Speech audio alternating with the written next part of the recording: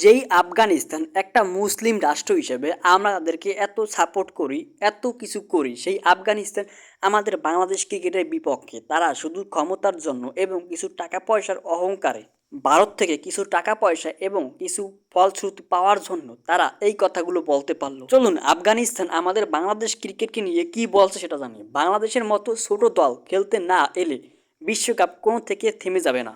আজ সবার নজরে ভারত আফগানিস্তানের দিকে। যদিও বিষয়টা খুবই হাস্যকর, তাহার পর কি বলছে সেটা শুনি। প্রায় 50 বছরে আন্তর্জাতিক ক্রিকেট খেলেও বাংলাদেশে কোনো আইসিসি ট্রফি জিততে পারেনি। কথাটা তিতা হলো এটা বাস্তব যে বাংলাদেশ এখন পর্যন্ত কোনো ট্রফি জিততে পারলো না 50 বছর ধরে ক্রিকেট খেললো। অন্যদিকে যুদ্ধ, শরণাপন্ন জীবন আর অনিশ্চয়তা পেরিয়ে আফগানিস্তান অল্প সময়ে বিশ্ব ক্রিকেটে নিজেদের শক্তি অবস্থান তৈরি করেছে।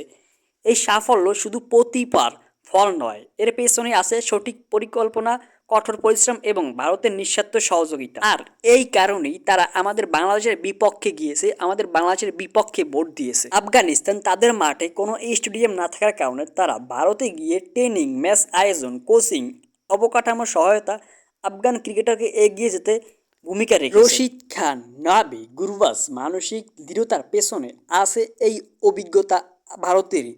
এই কথাটা আফগানিস্তান বলেনি, বলেছে ভারতীয় কোনো এক দাদা। আসল কাহিনী হলো এটাই। আর এই কারণেই আফগানিস্তান আমাদের বাংলাদেশের বিপক্ষে ভোট দিয়েছিল শুধু ভারতীয় কাছ থেকে কিছু পাওয়ার জন্য, কিছু দেওয়া নেওয়ার জন্য। ভারতীয়দের পা না চাটলে তো আর তারা পাবে না। আমাদের বাংলাদেশের পক্ষে থাকলে তাদের তো কোনো লাভ নেই, বুঝতেই পারছেন। আপনারা জানেন যে ভারত এবং আফগানিস্তানের সম্পর্ক খুব ভালো, আর এই কারণেও বাংলাদেশের বিপক্ষে ভোট দিয়েছেন।